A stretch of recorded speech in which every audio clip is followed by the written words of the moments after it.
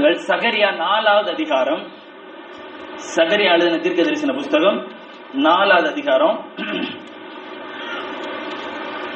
அதில் இருக்கிற 6வது வசனம். அப்பொழுது அவர் செருபாபேலுக்கு சொல்லப்படுகிற கர்த்தருடைய வார்த்தை என்னவென்றால், நல்ல கவனிக்க, பலத்தினாலும் அல்ல, பராக்கிரமத்தினாலும் அல்ல, என்னுடைய ஆவியினாலே ஆகும் என்று சேனைகளின் கர்த்தர் சொல்லுகிறார். ஆமென், அல்லேலூயா. எந்த ஒரு பைபிள், எந்த ஒரு வசனத்தை எடுத்தாலும், எந்த ஒரு வேத புத்தகத்தை நீங்க வாசிச்சாலும் தியானிச்சாலும் ஒன்னே ஒண்ணு நம்ம புரிஞ்சுக்கணும், யாருக்கு எழுதப்பட்டது, எதற்காக எழுதப்பட்டது. நான் இதுக்கு முன்னாடி சொல்லி தந்திருப்பேன் நினைக்கிறேன். என்ன பார்க்கணும், யாருக்காக எழுதப்பட்டது, எதற்காக எழுதப்பட்டு, யாரால். கேள்வி கேட்டு நம்ம வாசிக்கும் போது இன்னும் நிறைய புரிஞ்சு கொள்ளலாம். இது யாருக்கு சொல்லப்பட்ட வார்த்தை என்று சொன்னால் செருபாபேல். யாருக்கு? இந்த செருபாபேல் யாருன்னா, தாவீதின் வம்சாவளியில வருகிறதான ஒரு ராஜ வம்ச வழியில் இருக்கிறதான ஒரு நபர். இந்த செருபாபேலுக்கு ஆண்டவருடைய வார்த்தை வருகிறது. எப்ப வருகிறது? அதான் முக்கியம். ஏன் வருகிறது? ஆமென். உங்களுக்கும் இன்றைக்கு ஆண்டவருடைய வார்த்தை வருகிறது. எதற்காக வருகிறது என்று சொன்னால், தேவன் இந்த இடத்துல ஒரு மகிமையான காரியங்களை செய்ய ஆரம்பித்து விட்டார், செய்ய போகிறார். அதற்காக உங்களை பலப்படுத்தும்படி, உங்களை அபிஷேகம் பண்ணும்படி தேவனுடைய வார்த்தை உங்களுக்கு நேராக வருகிறது. எதற்காக இந்த செருபாபேலுக்கு வருகிறது தெரியுமா? இதோட பேக்ரவுண்ட் நமக்கு தெரியும்.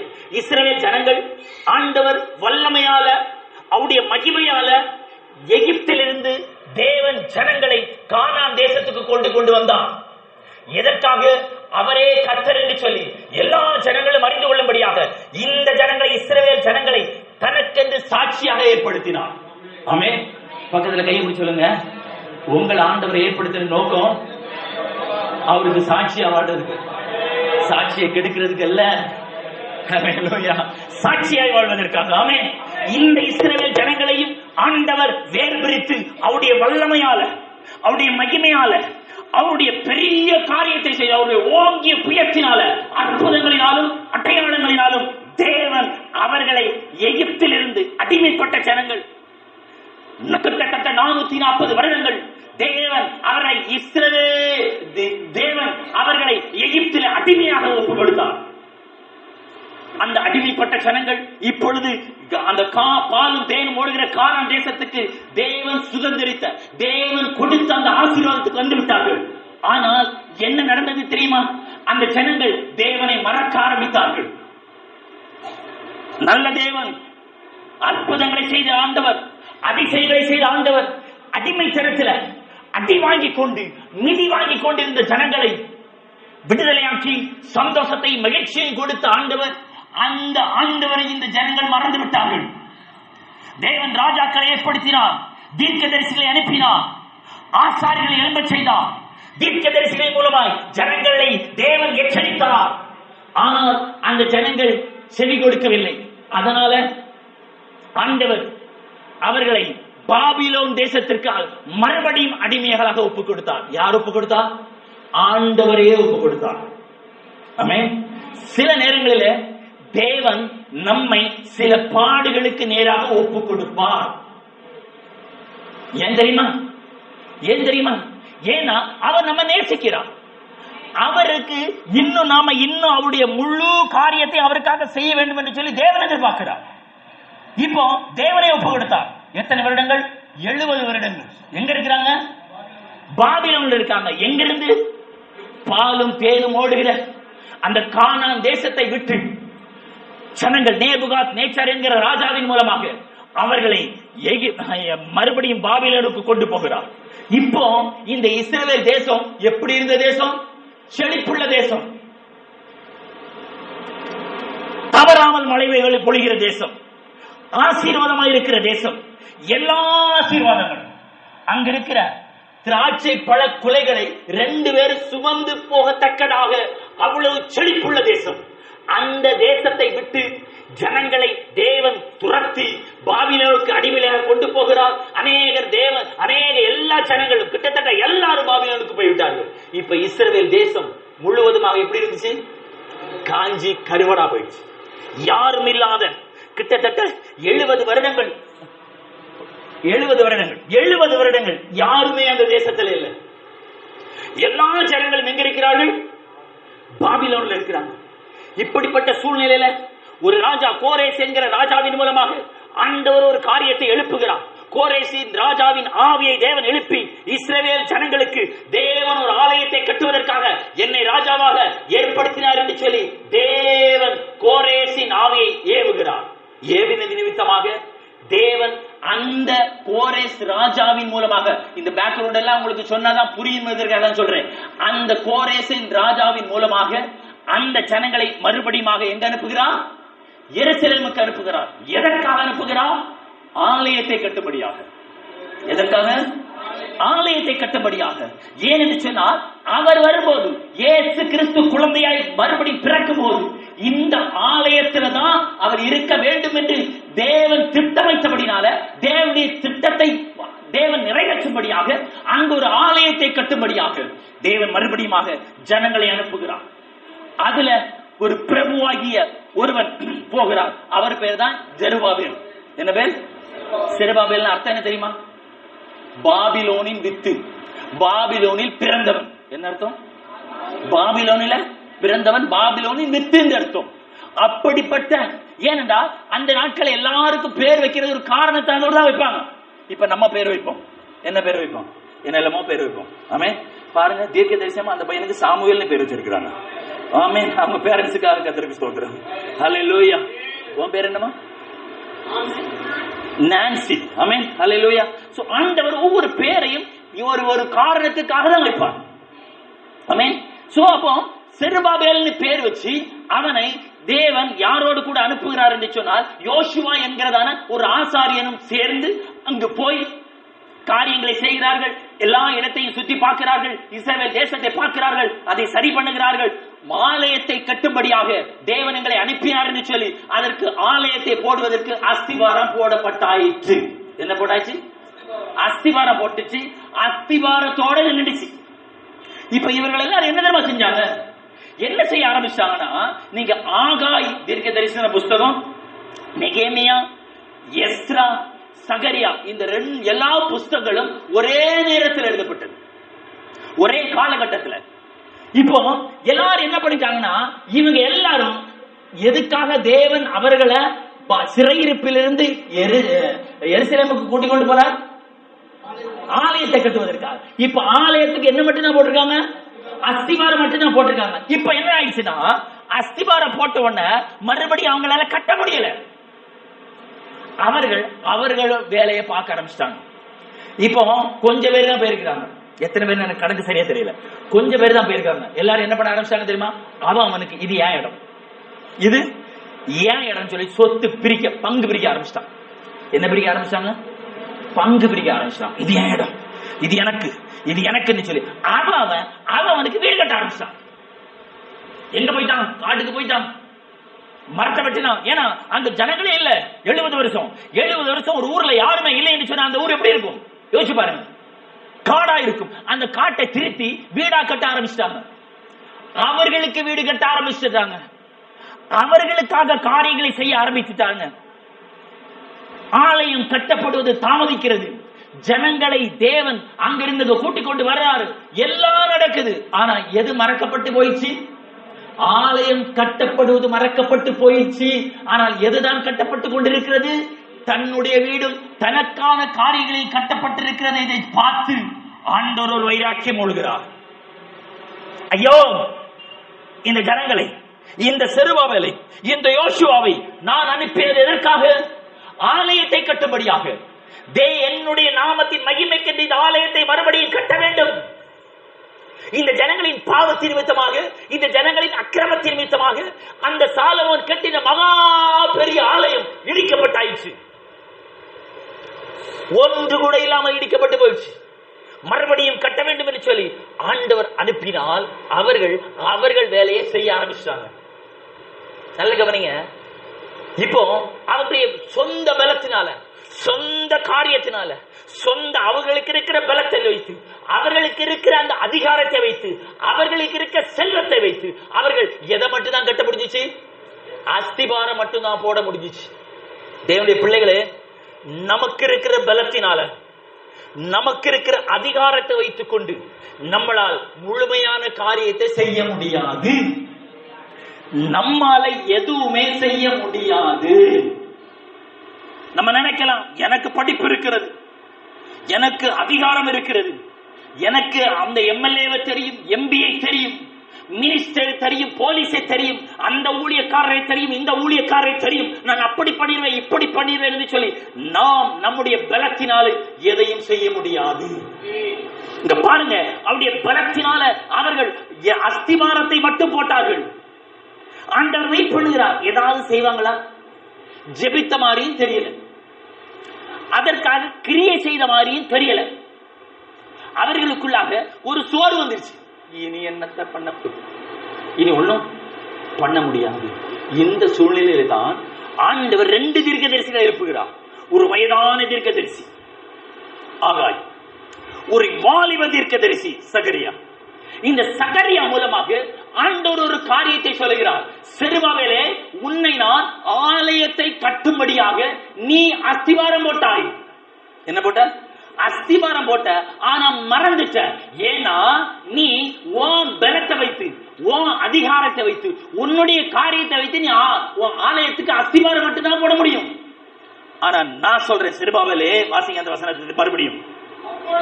அப்பொழுது அவர், இப்பொழுது, அப்பொழுதுனா எப்பொழுதுன்னு கேட்டேன்னு சொன்னல, அதுதான் அப்பொழுது. எப்போ இந்த சிச்சுவேஷன் சொன்னல, இந்த சூழ்நிலை தான் செருபாபேலுக்கு ஆண்டவர் சொல்கிறார். அப்பொழுது அவர், செருபாபேலுக்கு சொல்லப்படுகிற கர்த்தருடைய வார்த்தை என்னவெனில், பலத்தினாலும் அல்ல. அதாவது பலன் என்ன தெரியுமா?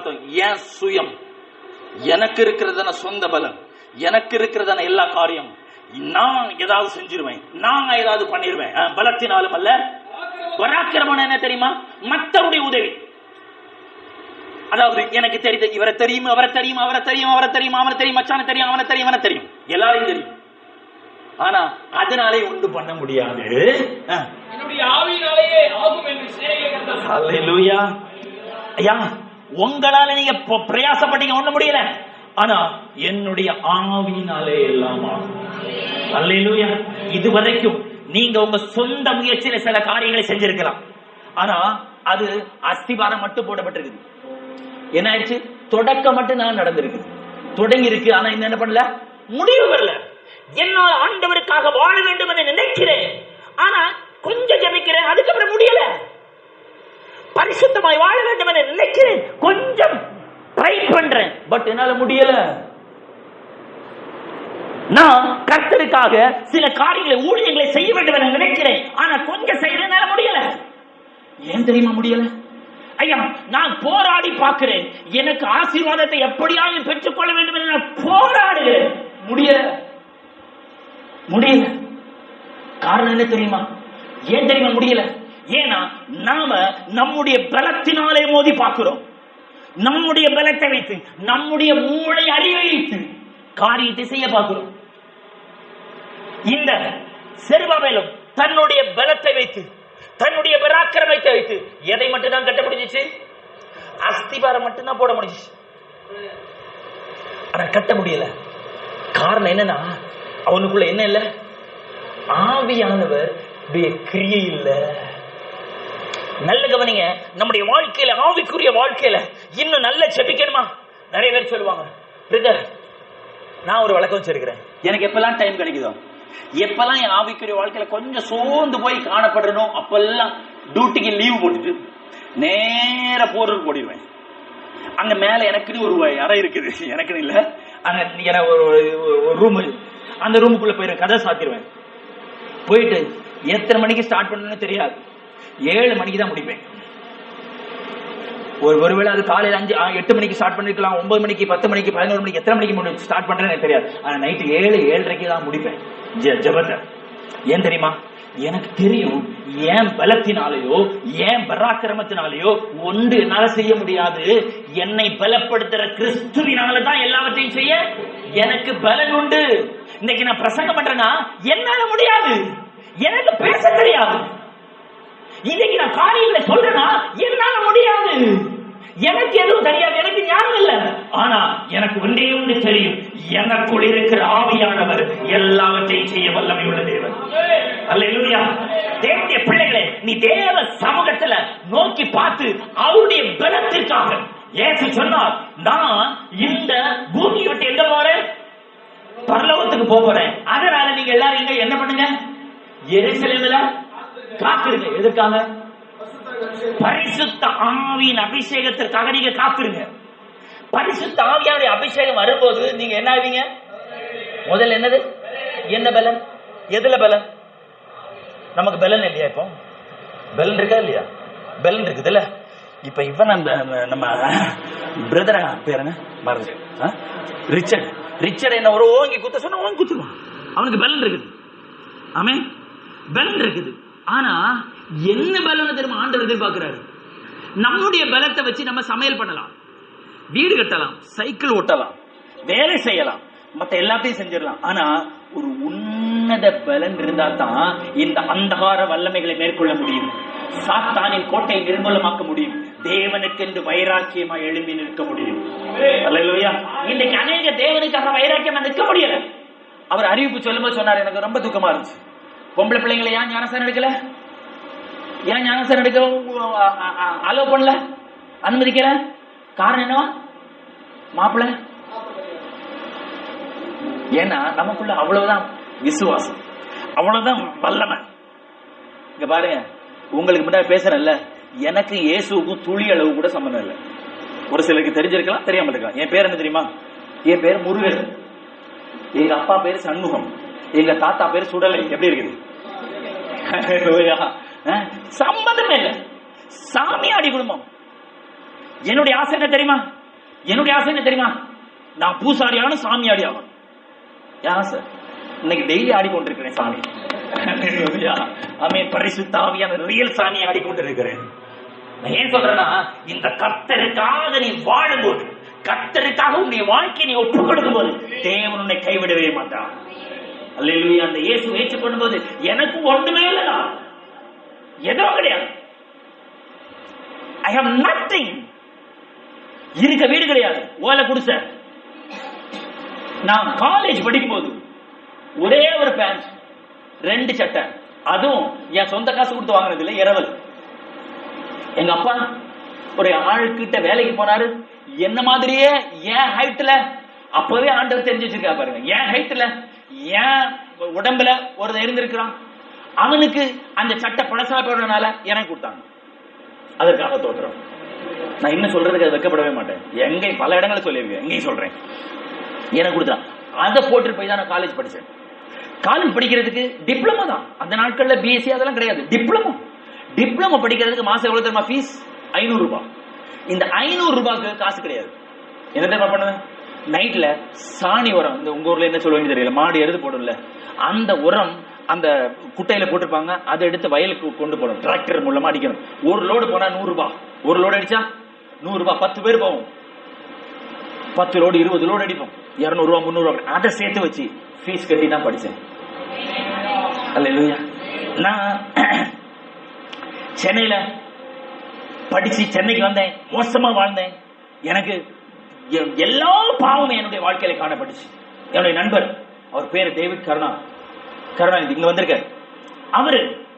அவரு நான் ஒரு ஹாஸ்பிட்டல் வேலை பார்த்து கொண்டிருக்கும் போது அவர் சொன்னார், என்னை பார்த்துட்டே இருந்தார். நான் ஃபுல்லா கெட்ட வார்த்தை பேசுறது, எல்லாம் பசங்கிட்ட போன் பண்றது, பொண்ணுகிட்ட போன் பண்றது, கலாய்க்கிறது, அப்படி இருந்தேன். என்னை பார்த்து சொன்னார், ஏசு உங்களை நேசிக்கிறாருன்னாரு. எனக்கு வந்துச்சு கோபம். எனக்கு இல்லாத கடவுளா? நானே கடவுள் மேல வெறுப்பாய்வே வந்திருக்கிறேன். இவன் வேற புதுசா ஒரு கடவுள் ஏசு நேசிக்கிறான்னு சொல்லிட்டு அவன் மேல கோபம், எரிச்சல், மனசுக்குள்ள திட்டேன். ஆனால் அவன் தொடர்ந்து இயேசுவை சொல்லி என்னை சர்ச்சு கூட்டிட்டு போனான். சென்னையில் இருக்கிற ஒரு சர்ச்சு கூட்டிட்டு போனான். அங்க போன ஒரு 6000-7000 பேர் இருப்பாங்க. எல்லாரும் நம்ம பாடல ஆராதனை உமக்கே. அப்ப என்ன பாட்டு பாடுங்க ஞாபகம் இல்ல. எல்லாரும் பாடுறாங்க, எல்லாரும் துதிக்கிறாங்க. எனக்கு எதுவும் தெரியாது, முன்ன பின்ன செத்தா தானே. எனக்கு எதுவும் தெரியாது, பாட தெரியாது, அது தெரியாது. நமக்கு தெரியாத சாமியோ சரணமையப்பா, அதான் 108 சரணம் சொன்னது நான் மறக்காம சொல்றேன், எல்லாம் தெரியும். சாமிக்கு எப்படி சந்தனம் மஞ்சள் சாத்தணும்னு தெரியும் எனக்கு, எப்ப பத்தி ஏத்தணும் தெரியும், எப்ப சாம்பிராணி போடணும் தெரியும், எப்ப சூடணும் என்னது கற்பூரம் ஏத்தணும் தெரியும். ஆனா ஆண்டவரை ஆராதிக்க தெரியாது, பைபிள் தெரியாது. இந்த சூழ்நிலையில தான் நான் சர்ச்சுக்கு போறேன். போய் ஆறாவது ஒண்ணு மெசேஜ் பாஸ்டர் மெசேஜ் எடுத்தாரு. இப்ப பாதி பேருக்கு ஒண்ணுமே புரியல தெரியுமா? இதே மாதிரி எனக்கு ஒண்ணும் புரியல, எனக்கு ஒண்ணும் புரியல. நானும் அமைதியா உட்கார்ந்து இருந்தேன். கடைசி ஜபிக்கும் போது எல்லாரும் எழுந்திருந்து ஜெபம் பண்ணுங்க சொன்னாங்க. சுத்தின்னு பாக்குற எல்லாரும் கண்ணை மூடி ஜெபம் பண்றாங்க. இப்ப நம்ம பார்த்தா இப்ப நம்ம மட்டும் ஜெபம் பண்ணல, இப்ப எல்லாரும் ஒரு காரியத்தை செய்யறாங்க, நம்ம மட்டும் செய்யலன்னு என்ன ஆகும்? வேற மாதிரி ஆயிரும்ல. அதனால நான் என்ன பண்ணேன்னா, ஆண்டவரே எனக்கு உங்க மேல எல்லாம் நம்பிக்கை இல்லை, நான் ஜெபிச்ச ஜெபம் எனக்கு உங்க மேல எல்லாம் நம்பிக்கை இல்லை. ஆனா இவன் சொல்றான், என் ஃப்ரெண்டு சொல்றான், இந்த இயேசு நல்லவன், அவனை மாத்திட்டாரா, அதனால என்னை மாத்த, நீர் என்ன நல்லவனாய் மாற்றினார். என்ன தெரியுமா சொன்ன? நீர் என்னை நல்லவனாய் மாற்றினார், நான் உங்களுடைய ஊழியத்தை செய்வேன். எனக்கு ஊழியமே தெரியாது, நான் உமக்காக வாழ்வேன், உங்களுடைய ஊழியத்தை செய்வேன். அன்னைக்கு என் வாழ்க்கை மாறிச்சு. குடியிலிருந்து மாறினேன், கெட்ட பழக்க வழக்கம் எல்லா பழக்க வழக்கத்தை தேவன் என்னை மாற்றினார். மாற்றி அவருடைய அபிஷேகத்தை எனக்கு ஊற்றினார். இந்த தேவனுக்காக ஊழியம் செய்ய எனக்கு ஆசை. இந்த ஊழியத்தை காரணம் என்னை தேவன் மாற்றினார். அவருடைய ஊழியத்தை செய்ய ஆரம்பித்தேன், எல்லாத்தையும் செய்ய ஆரம்பிச்சேன். இப்பவும் ஸ்டில் இப்படிதான் இருக்கிறேன், ஓலை குடிசையில தான் இருக்கிறேன். மழை பெஞ்சா வீடு தண்ணியில எல்லாம் எங்க வீட்டுல தான் வரும். 2004 வரைக்கும் எங்க வீட்டுல கரண்ட் கிடையாது. 2004 வரைக்கும் கரண்ட் கிடையாது. அப்பனா எவ்வளவு இது எவ்வளவு கஷ்டங்கள் இருக்கு பாத்துக்கணும். எவ்வளவு கஷ்டத்தை 2004 வரைக்கும் கரண்ட் இல்லைன்னா யோசிச்சு பாருங்க எப்படி இருக்கணும். இந்த சூழ்நிலையில் தான் இயேசு ஏற்றுக்கொண்டேன். எல்லாத்தையும் சொல்றேன், இயேசு ஆசீர்வதிப்பார், இயேசு உன்னை மாற்றுவார் சொல்றேன். எங்க வீடு பார்த்தா அப்படி இருக்கு. நான் ஆண்டவர்கிட்ட ஜெபம் பண்ணேன், ஆண்டவரே இப்படி எல்லாம் இருக்கு, ஆண்டவரே என்ன ஆசீர்வதிங்க ஆண்டவரே. படிப்படியாய் தேவன் ஆசீர்வதிச்சார். இந்த சூழ்நிலையில் தான் எனக்கு சிலங்கிட்ட போயிட்டு தலையை கொடுக்கறதுலாம் பிடிக்காது. அதனால நான் என்ன பண்ணேன், ஒரு ஆள் என்ன கூட்டு போய் ஒரு இடத்துக்கு எனக்கு ஜெபத்துக்கு கூட்டிட்டு போங்கன்னு சொன்னாங்க. நான் கூட்டு போனேன். அப்ப என்னை பார்த்த அந்த ஊழியக்காரர், நீ வா அப்படி கூட்டார். நான் பார்த்தேன், நமக்கு தான் இது புதிக்காத விஷயம் ஆயிடுச்சு, கூப்பிடாருன்னு சொல்லி சரி பரவாயில்ல போயிட்டேன். உனக்கு எதற்காக ஜெபிக்க வேண்டும் என்று சொல்லி கேட்டார். நான் சொன்னேன், எனக்கு எந்த பொண்ணு பொருள் அதெல்லாம் எனக்கு வேண்டாம், நான் ஆண்டவருக்காக வாழணும், ஆண்டவர் ஊழியத்தை செய்யணும், இதான் எனக்கு போல் அப்படி சொன்ன. அவருக்கு இன்னும் அபிஷேகம் வந்துச்சு. அவர் என் தலைமையில கையை வச்சு சொன்னார், ஸ்பீடா வச்சார், சாரி ஸ்பீடா வச்சார், தேவன் உன்னை ஊழியத்துக்கு அழைத்திருக்கிறார். நான் மனசுக்குள்ள சொல்றேன், அதான் எனக்கு தெரியுமே, அதான் எனக்கு தெரியுமே மனசுக்குள்ள சொல்றேன். ஆனால் இந்தியாவில் அல்ல, எங்க இந்தியாவில் அல்ல, நீ விமானம் ஏறி ஊழியம் செய்வாய், அத பிளைட் ஏறி வெளிநாட்டுல போய் ஊழியம் செய்வார். எப்படி இருக்கு யோசிச்சு பாருங்க. இப்ப குடிக்க கஞ்சி இல்ல, பர்ஸ்ல காசு இல்ல, சில்லறை இல்ல, வெத்து பர்சா இருக்குது. இப்ப இங்க இருந்து நான் அங்க பஸ்ஸுக்கு கொடுத்தாலே அவங்க நம்பி தான் நான் வந்திருக்கிறேன். பஸ்ஸுக்கே காசு இல்லாத என்ன சொல்றாரு ஆண்டவர், விமானம் ஏறி போய் நீ ஊழியம் செய்வாய். இந்த சூழ்நிலையில நான் அந்த வார்த்தையை கேட்டுட்டேன், ரிசீவ் பண்ணேன். நம்ம தான் எப்பவுமே என்னது ஆசீர்வாதம் வந்துச்சுன்னா ஆமா ஆண்டவரே எனக்கு தான் ஆண்டவரே, ஆனா ஒரு எச்சரிப்பு வந்துச்சுன்னா எனக்கு இல்ல அவனுக்கு. பாத்தீங்களா, ஆண்டவர் உன்னை ஆசீர்வதிப்பா, எனக்கு தான் ஆமாண்டவரே, ஆமேன் ஆமேன் ஆமேன் ஆமேன். தேவனுடைய பிள்ளையே மறந்திருப்ப இந்த ஆண்டவர் சொல்லுகிறார், எனக்கு இல்ல, நான் நேரத்தை மறந்திருப்பிட்டேன். இது எனக்கு இல்ல அந்த அக்காளுக்கு, இது எனக்கு இல்ல அந்த பிரதருக்கு. உங்களை பத்தி நான் சொல்லல, என்ன பத்தி சொல்றேன், நீங்க நல்லவர்கள். ஆமென். சோ இந்த சூழ்நிலையில நான் காரியங்களை செஞ்சுட்டு இருக்கிறேன். கர்த்தர் படிப்படியான ஆசீர்வதிச்சு வராரு. இப்ப கல்யாணம் வரப்போகுது. எனக்கு கல்யாணத்துல நான் ஒரு தீர்மானம் எடுத்தேன். எனக்கு சின்ன வயசுல என்னன்னா, எனக்கு இந்த ஜாதி பாக்குறது பிடிக்காது. அடுத்தது வரதட்சணை வாங்குறது சுத்தமா பிடிக்கல. அடுத்தது என்ன தெரியுமா, நான் கல்யாணம் பண்ணா பெரிய பெரிய பணக்கார பிள்ளைங்க, பெரிய ஆஸ்தி அந்த சில பிள்ளைங்களை கல்யாணம் பண்ணக்கூடாது. ஒரு ஹோம்ல அனாதை ஆசிரமத்துல அங்க இருக்கிற பிள்ளைகள் கல்யாணம் பண்ணணும், அதான் என்னுடைய ஆசை. நான் ஜெபம் பண்றேன், இப்படிப்பட்ட பெண்ணை எனக்கு தாரும். ஒன்னே ஒன்று கேட்டேன், என் ஹைட்ல இருக்கணும், என்ன விடவும் இந்த தோள்பட்டையில் இருக்கேன், நான் கொஞ்சம் ஹைட். சோ இப்ப குட்டையை கூட்டி போற பாடுற நெட்டை குட்டை போகுதுன்னு சொல்லிடக்கூடாது. அதற்காக ஆண்டவர் இந்த ஹைட்ல மட்டும் வேணும் ஆண்டவர், மற்றபடி நீ தான் சொல்லிட்டேன். இப்ப எங்க வீட்டுலயோ நான் ரட்சிக்கப்பட்ட ஊழியம் என்று செய்யறத பார்த்து அங்கிருந்தெல்லாம் பொண்ணு வருது, எல்லா இடத்துல இருந்தும் பொண்ணு வருது. பெண்ணு என்ன சொல்றாங்க, எங்க ஊர்ல எப்படி தெரியுமா, கன்னியாகுமரி மாவட்டம், எங்க ஊர்ல என்ன தெரியுமா, பையன் கொஞ்சம் நல்ல பையனா இருந்தாங்க எங்களை அப்படியே தங்கத்தை கிலோ கணக்கில் கொட்டிடுவான், வீட்டை கொடுத்துருவான், கார் அனுப்பிடுவான். இப்ப எங்க அம்மாவுக்கு டெம்டேஷன் தாங்க முடியல. இப்ப எங்க அம்மா இப்பதான் ரட்சிக்கப்பட்டு இப்பதான் சர்ச்சைக்கு போக ஆரம்பிச்சிருக்காங்க. எங்க அம்மாவுக்கு டெம்டேஷன், அவரா ரஞ்சிதம் உன் பையனுக்கு இதை தாரேன் அதை தாரேன் பொண்ணை கொடுத்து. எங்க அம்மா போன் பண்ணி, மக்களே, மக்களேனா மகனேன்னு அர்த்தம், நீங்க வேற மக்களே என்னன்னு வேற பாஷை பேச நினைக்கிறாதீங்க, எங்க ஊர்ல அப்படிதான். மகளே என்னமா ஒரு பொண்ணு வருதுப்பா, வரட்டுமா? எத்தனையோ பவுன் நகை சொன்னாங்க, எத்தனையோ லட்ச ரூபாய் சொன்னாங்க, கார் கொடுக்குறாங்க, வீடு கொடுக்குறாங்க. மக்களே எப்படி ஆயிடுச்சு? நான் இப்படி உங்களுக்கு ஆசையா இருந்தால் அப்பாவுக்கு இன்னொரு கல்யாணத்தை செஞ்சு வச்சிருங்க. நான் சொல்றேன் செஞ்சு வச்சிருக்கேன். ஏன்னா எனக்கு என் தேவன் வைத்திருக்கிறார். அல்லேலூயா. இந்த சூழ்நிலையில எனக்கு கல்யாணம் ரெடி ஆயிடுச்சு. நான் பொண்ணை மூஞ்சியே பார்க்கல, பொண்ணு என்ன பார்க்கல. நான் ஒன்னே ஒண்ணு ஆண்டோட ஜோம் பண்ணேன். என் ஃப்ரெண்டு சொன்னா 40 நாள் உபவாசம் இருந்து. நான் அப்ப 49 கிலோ தான். நான் 40 நாள் உபவாசம் இருந்தேன் காலி. அதனால நான் 21 நாள் தான் உபவாசம் இருந்தேன். 21 நாள் உபவாசம் இருந்து, ஆண்டவரே எனக்கு ஒரு நல்ல மனைவி கொடுக்கணும், என் ஊழியத்துக்கு ஏத்தவா இருக்கணும். ஆனா ஒன்னே ஒண்ணு கேட்டேன், திருப்பி திருப்பி கேட்டேன், ஹைட் மட்டும் ஆண்டவரே மறந்துடாதீங்க, அதை மட்டும் கொடுத்துருக்க ஆண்டவரேன்னு சொல்லி நல்ல ஜோம் பண்ணேன். ஜோம் பண்ணும்போது நானும் பார்க்கல, அந்த பொண்ணு என்ன பார்க்கல. என்ன ரட்சிப்புக்குள்ள நடத்தணும். அவரும் ஒரு ஹோம்ல உள்ள ஒரு பொண்ணு தான் கல்யாணம் பண்ணியிருந்தார். அவருடைய ஃப்ரெண்டு இன்னொரு ஒரு தேசத்துல ஒர்க் பண்ணிட்டு இருந்தாங்க. அவங்களுக்கு மாப்பிள்ளை பாட்டு இருந்தாங்க. அவங்க வேற வேற பேக்ரவுண்ட், அதெல்லாம் சொல்றதுக்கு டைம் இல்லை. வேற பேக்ரவுண்ட் சொல்லிடுறேன், முஸ்லீம் பேக்ரவுண்ட். என் ஒய்ஃப் பேர் என்ன தெரியுமா? மும்தாஜ். எல்லாரும் பார்ப்பாங்க பாஸ்போர்ட், மும்தாஜ் முருகன். ஆமா, திருவாண்டர் ஏர்போர்ட்ல மும்தாஜ் முருகன் சக்கரியா பால் ரேச்சட் சிக்கன் பால். What is this brother? நான் திஸ் இஸ் வாட் அப்படின்னு சொல்லி என்னுடைய ஸ்டோரி எல்லாம் சொல்ல ஆரம்பிச்சிட்டேன். ஹல்லேலூயா. இயேசு திருவனந்தபுரம் ஏர்போர்ட்ல நடந்த சம்பவம் சொல்றேன். திருவனந்தபுரம் ஏர்போர்ட்ல அப்படியே உட்கார்ந்து பாஸ்போர்ட் கேட்டு திஸ் இஸ் வாட் ஹேப்பன்ட். அப்படின்னா இது என்னது பிரதர் கேட்டாங்க. இதுதான் நடந்துச்சுன்னு என் ஃபுல் ஸ்டோரி சொல்லிட்டேன். ரியலி தேங்க்ஸ் அப்படின்னு சொல்லிட்டு போயிட்டாங்க. ஹல்லேலூயா. எனக்கு என்ன சுவிசேஷம் சொல்லியாச்சு. இப்படிப்பட்ட சொல்ல கல்யாணம். இப்போ நான் ஒரு அந்த பொண்ணுக்கு லெட்டர் எழுதுறேன். எதுக்கு தெரியுமா வரேன்? எதுக்கு தெரியுமா இதை சொல்றேன்? யாரோ சொன்னாங்கன்னு அவர் சொன்னார்ல, அதுக்காக சொல்றேன். மாப்பிள்ளை கிடைக்காதுன்னு, பொண்ணு கிடைக்காது, அதுக்காக வரேன். லெட்டர் எழுதுறேன். நான் இயேசுவை ஏற்றுக்கொண்டேன். என்னை ஆண்டவர் எங்க கூட்டாலும் நான் போயிடுவேன். எப்படி நான் ரத்த சாட்சி, என்ன ஒருவேளை சுவிசேஷமே என்ன கொண்டு போட்டுடலாம். நான் கரண்ட் போடுறேன் பிரசங்கியா. நான் எல்லாரும் விரும்புற பிரசங்கி கிடையாது. என் பிரசங்கத்தை எல்லாரும் விரும்ப மாட்டாங்க. நான் அதனால இப்படிப்பட்ட ஊழியக்காரன் அப்படின்னு சொல்லி லெட்டர் எழுதுறேன். வேற எந்த பொண்ணா இருந்தா கிழிச்சு போட்டு இந்த ரூசு பையனுக்கு வேணாம்னு சொல்லியிருப்பான். உண்மை சொல்ல, வேற எந்த பொண்ணா இருந்தாலும் சரி. ஏன்னா அப்படிப்பட்ட லெட்டர். ஏன்னா என் ஒய்ஃப் இன்னொரு நாள் வரும்போது நீங்க கேட்டு பாருங்க, இப்படியா லெட்டர் எழுதுறான்னு சொல்லிட்டு. நான் அந்த லெட்டரை பத்திரமா வைக்க சொன்னேன். அவங்க எப்படியே மிஸ் பண்ணிட்டா, கிழிச்சு போட்டுருவான். அங்கிருந்து எனக்கு ரிப்ளை வருது, கிறிஸ்துவுக்குள் அன்பான சகோதரன் கூட எழுத முடியல. அன்பானவரே, ஏன் நானும் கிறிஸ்துவுக்குள் சகோதரி ஒருவேளை மனைவியா வந்துட்டான், கஷ்டம் இல்ல. அதனால கிறிஸ்துவுக்குள் அன்பானவரே, இப்படிப்பட்ட மாப்பிள்ளையை தான் நான் ஜெபம் பண்ணி கொண்டிருக்கிறேன். அதை பார்க்கணும். உடனே ஆண்டவர் பார்க்காமலே மூஞ்சி பார்க்கல. என்கேஜ்மெண்ட் முடிஞ்சாச்சு, டைம் எல்லாம் பண்ணியாச்சு. இப்போ மண்டபத்துக்கு டேட் புக் பண்ணணும். புக் பண்ணா 29ஆம் தேதி ஃபுல்லு, 31ஆம் தேதி ஃபுல்லு. இப்ப 30ஆம் தேதி தான் இருக்குது. அந்த 30ஆம் தேதி என்ன இல்ல, எங்க வீட்டுல சொன்ன நாள் 29 இல்லைன்னா 31. நான் நினைச்சேன், எதுக்குடா நமக்கு 29 31ன்றாங்க. இங்க கவனிங்க, நல்ல கவனிங்க. எதுக்கு 29 31ன்றாங்க எனக்கு புரியல.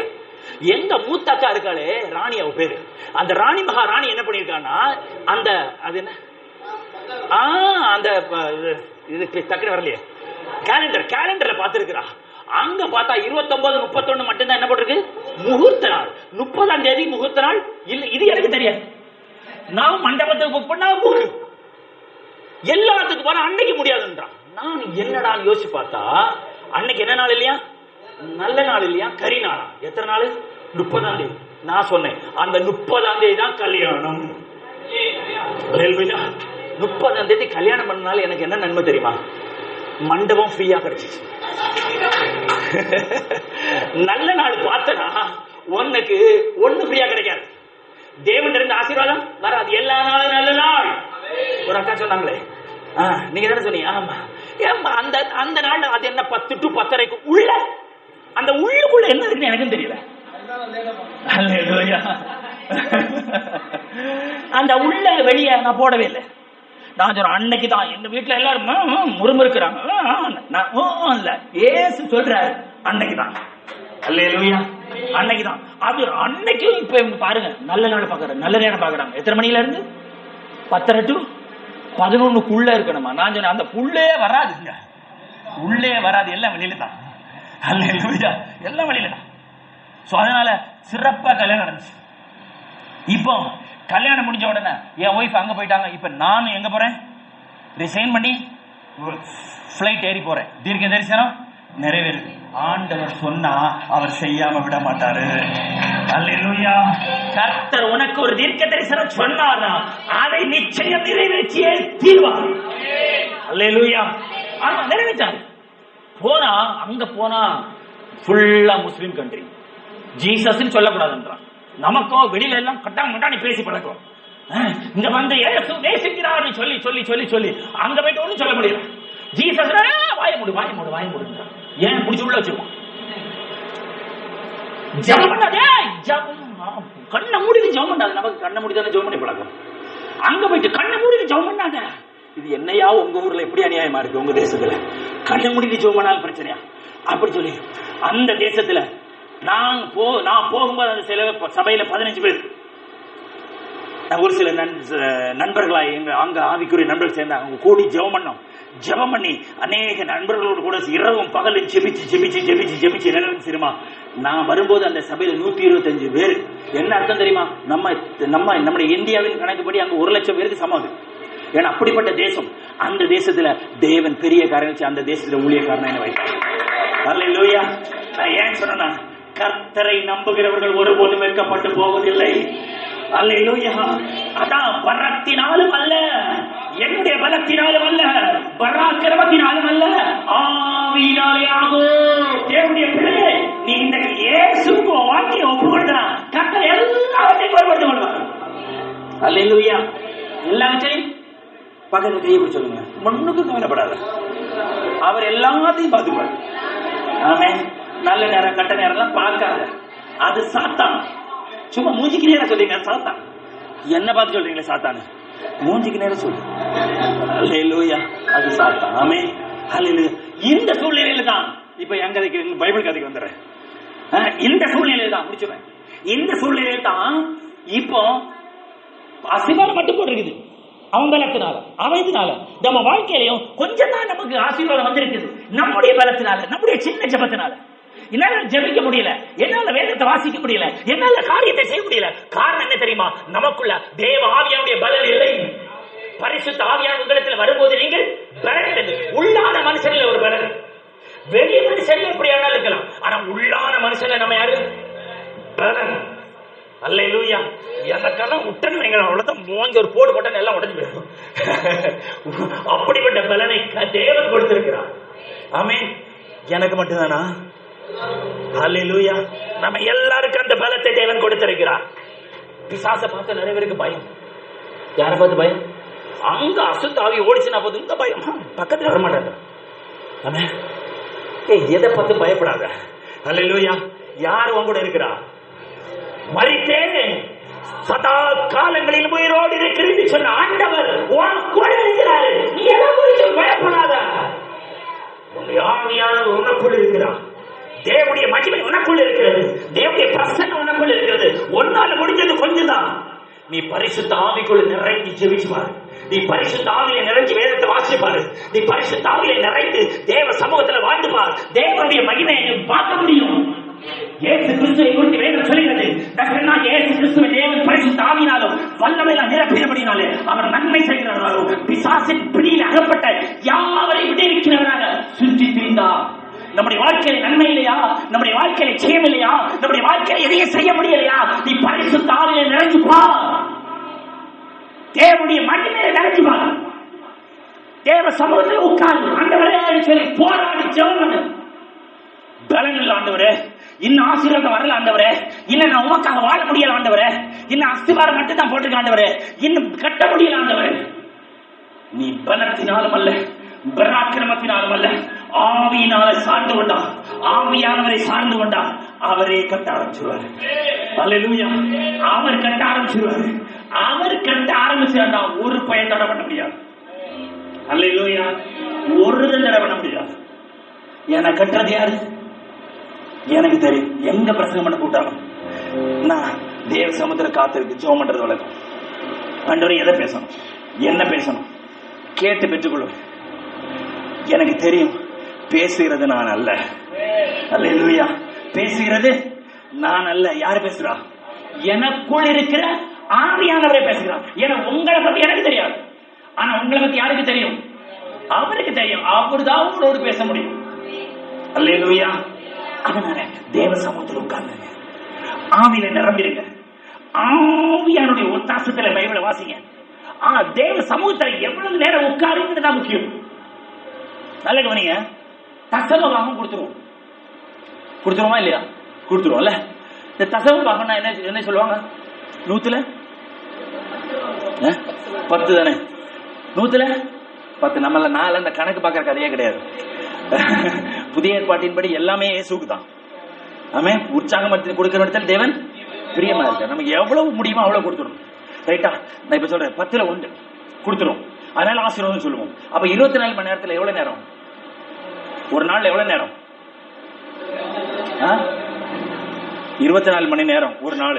அதுல 10% ஆகுதுன்னா தசம பாகத்தாக்குனா 2 சம்திங். ஓகேவா? நம்ம கணக்குல கொஞ்சம் வீக்கணும் வைங்களேன். 2.40 வச்சுக்குவோம். ஓகேவா? இந்த 2.40 நிமிஷமும் ஆவிக்குரிய வாழ்க்கைக்கு நம்ம எவ்வளவு செலவு பண்றோமா? இதே திங்கிறதுக்கு வைங்கள, சாப்பிடுறதுக்கு சோறு பொங்குறதுக்கு எவ்வளவு நேரம்? அது ஒரு அரை மணி நேரம்.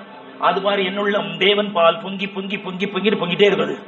எப்ப வாட்டி இது தண்ணி ஊத்துறது, அதை பாக்குறது, வேந்திரிச்சா கொஞ்சம் குழஞ்சிச்சு, நான் வீட்டுக்காரர் திட்டுவாரே இல்ல, அப்படி பார்த்து வடிக்கிறது. ஏன்னா நான் சோறு வடிச்சிருக்கிறேன், கொஞ்சம் குழஞ்சிச்சுன்னு வைங்களேன், என் பொட்டாட்டியா என்னப்பா நீங்க சமையல் பண்ணி வச்சிருக்கீங்க, என்னப்பா சாப்பாடு பண்ணிருக்கீங்க, குழஞ்சிருச்சேன்பா. அவருக்கு 2 சோறு சேர்ந்தா பிடிக்காது. அப்படி நம்ம பார்த்து சமைப்போம்ல. அது ஒரு அரை மணி நேரம் சோறு பொங்குறது. ரைட்டா?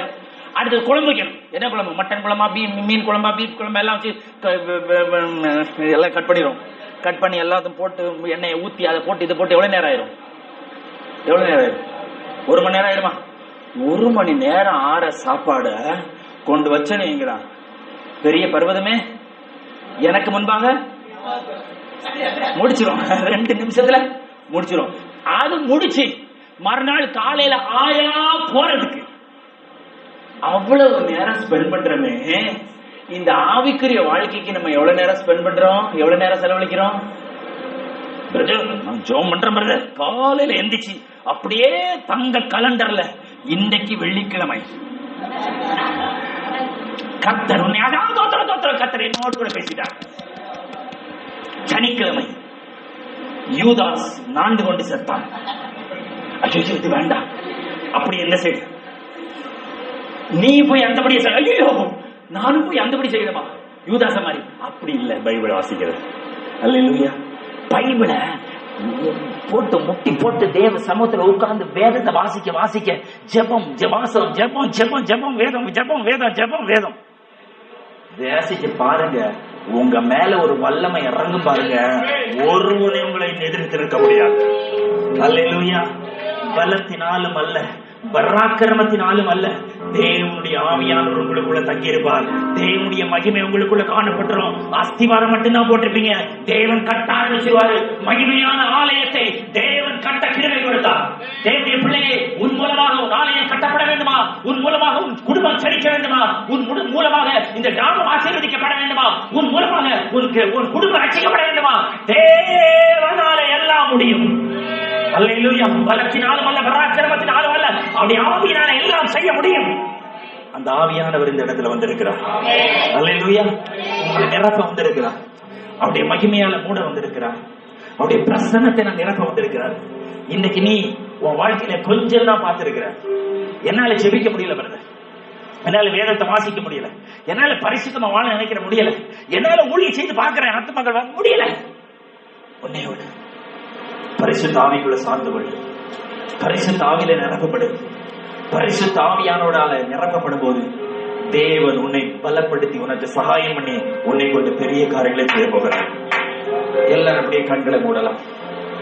எல்லாம் கண்களை மூடி எல்லாம் தயவு செய்து தேவ ஆவியானவர் கிரியை செய்ய போகிறார். அநேகரை தேவன் தொட போகிறார். அநேகர் மூலமாக